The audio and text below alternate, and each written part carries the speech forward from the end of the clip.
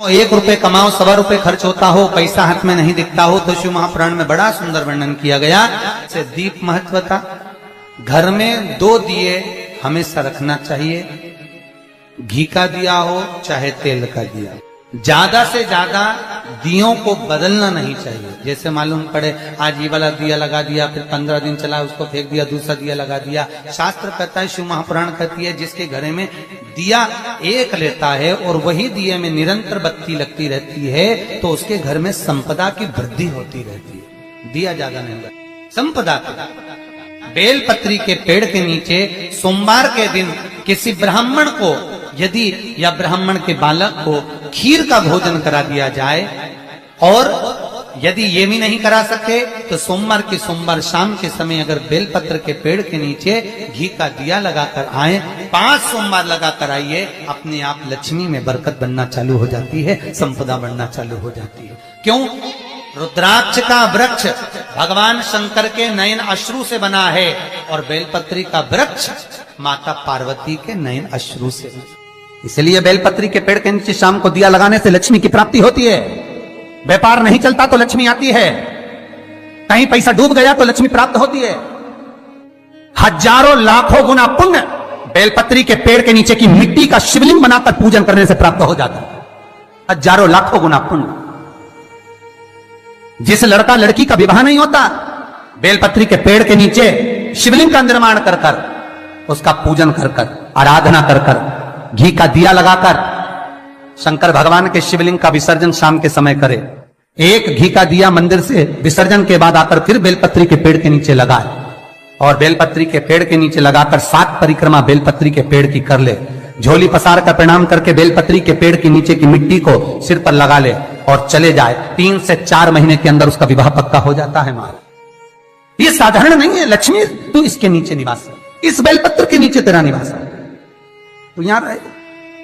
पहले भी कथाओं में करा है, कैसी भी रोग हो, कैसी भी बीमारी हो, बस निवेदन इतना है, अगर ज्यादा बीमारी घेर कर रखी है, 1 लोटा पानी, कलश में जल, थोड़ा दूध, और जो व्यक्ति बीमार है उसका वस्त्र उस लोटे को छूला, एक बेलपत्र उसमें पटक दो, और शंकर भगवान पर, शिवलिंग पर, कोई भी शिवलिंग जो मंदिर में हो, चाहे वो गुप्तेश्वर शिवलिंग हो, कुबेरेश्वर हो, महेश्वर हो, बटकेश्वर हो, पिपलेश्वर हो, नर्मदेश्वर हो, सोमेश्वर हो, नागेश्वर हो, धनेश्वर हो, हरीश्वर हो, कोई भी शिवलिंग जो आपके नजदीक में हो, जो मंदिर आपके पास में है, 1 लोटा पानी ले जाकर जो बीमार है उसके नाम से नाम और गोत्र बोलकर शंकर को समर्पित कर दो।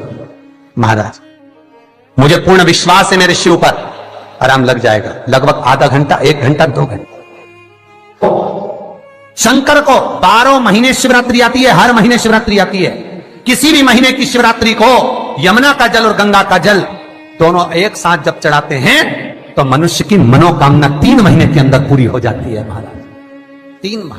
इसलिए आज भी लोग मानसी गंगा के तट पर जो चकलेश्वर महादेव हैं, उनको जल चढ़ाने के लिए यमुना जी का जल कावड़ में भर कर ले जाते हैं। कावड़ में कहां लेकर जाते हैं? चकलेश्वर महादेव पर। यमुना मथुरा से जल गोवर्धन लेकर जाते हैं, चकलेश्वर महादेव, चकलेश्वर महादेव यमुना का जल लेकर जाते हैं।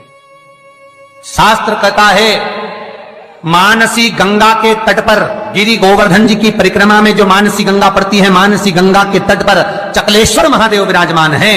यमुना जी का जल भरकर जो प्रदोष के दिन चकलेश्वर महादेव को 3 बेलपत्र, 1 शमी का पत्र उसमें कलश में डालकर, 7 चावल के दाने उसमें डालकर, जिस व्यक्ति से पैसा लेना हो वो नहीं दे रहा हो, रुपया अड़ गया हो, कहीं व्यापार में डूब गया हो, धन नहीं आ रहा हो, वो जल जो शंकर जी को, चकलेश्वर महादेव को समर्पित कर देता है, उसका धन गया हुआ 6 महीने के अंदर उसके पास वापस प्राप्त हो जाता है। चकलेश्वर महादेव।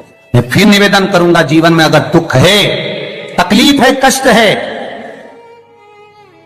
है ज्यादा, तो शमी वृक्ष की 108 पत्तियां, 133 पत्तियां, 111 पत्तियां, शमी वृक्ष की पत्तियों को लो, शंकर भगवान पर समर्पित करो, फिर जल चढ़ाओ, फिर समर्पित करो, फिर जल चढ़ाओ, फिर समर्पित करो, फिर जल चढ़ाओ।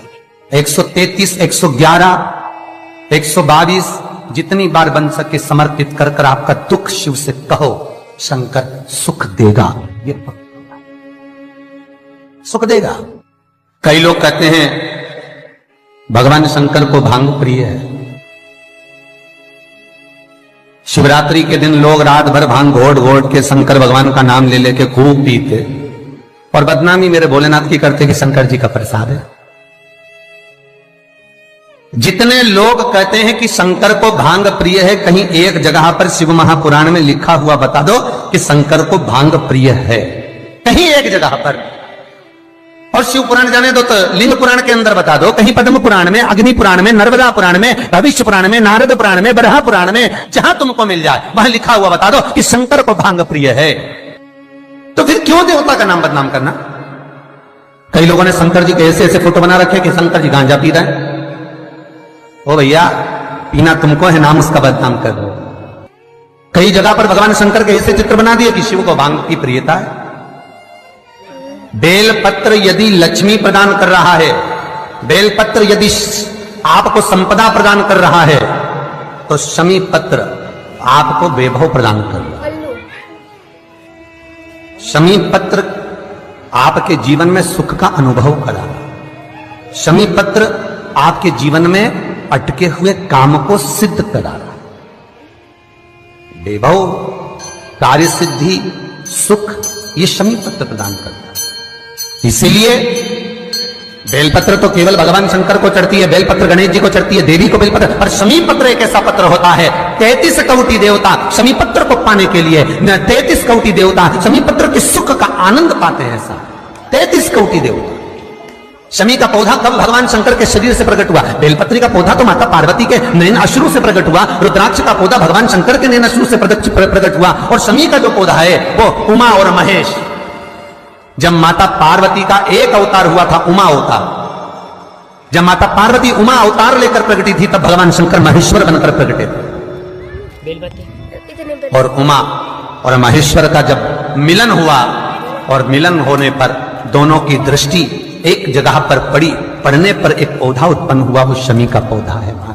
शिव महापुराण में वर्णन करा, स्वयं शंकर से, स्वयं शंकर भी सम्मुख में है। और अगर शिवलिंग की आप आराधना कर रहे हो, भगवान शंकर की अगर आप आराधना कर रहे हो, तो शिवलिंग की महत्वता पूर्णता में होगी महाराज। क्यों?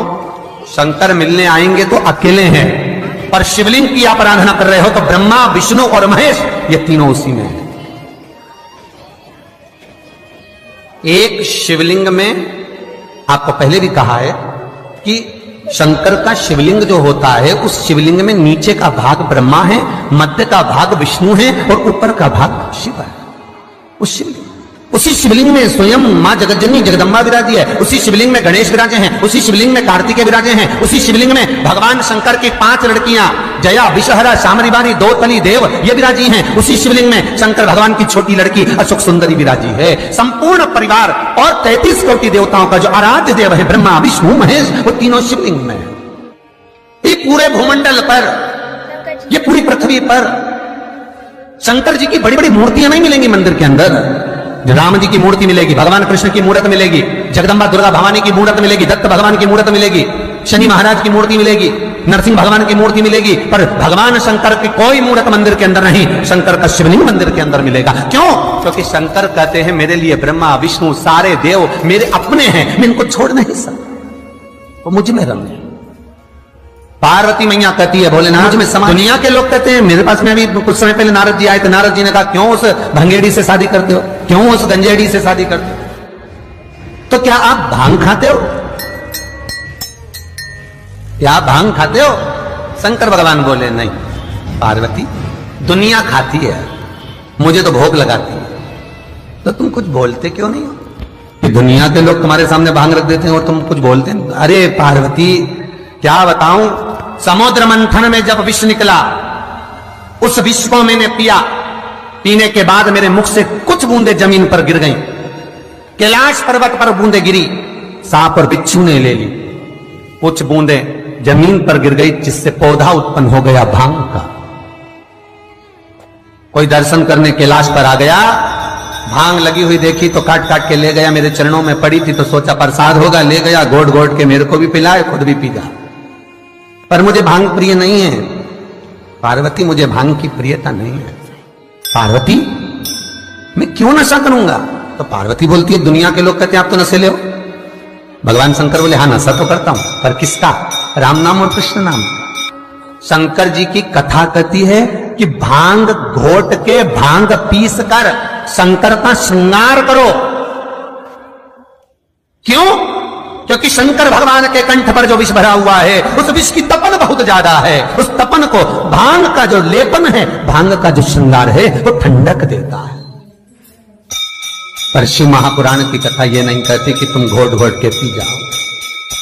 शंकर भगवान की जो जलाधारी है, बस उस जलाधारी का मुख उत्तर का होना चाहिए। घर में भी अगर शंकर भगवान का शिवलिंग रखते हैं अपन, तो शंकर जी की जो जलाधारी का मुख होता है वो उत्तर का होना चाहिए। भगवान को जब भी बेलपत्र आप शिवलिंग पर समर्पित करते हैं तो ये डंडी का मुख आप जहां बैठकर कर रहे हो, आप उधर बैठे हो, इधर बैठे हो, इधर बैठे हो, जहां तुम भगवान शंकर के सामने बैठे हो, इस डंडी का मुख तुम जिस जगह पर बैठकर बेलपत्र समर्पित कर रहे हो, तुम जिस जगह बैठकर बेलपत्र चढ़ा रहे हो, तुम जिस जगह बैठकर बेलपत्र को भगवान शिव को समर्पित कर रहे हो, इस डंडी का मुख आपके ठीक विपरीतता के भाव में होना चाहिए। भगवान शंकर को जहां बैठकर चढ़ाओ, डंडी का मुख विपरीतता का। महाराज जब शमी पत्र भगवान शंकर को समर्पित करो तो शमी पत्र की डंडी का भाग आपकी ओर होना चाहिए। बेलपत्र की डंडी विपरीता भाव और शमी पत्र की डंडी का भाव, शमी पत्र की जो डंडी होती उसका भाग अपनी ओर हो।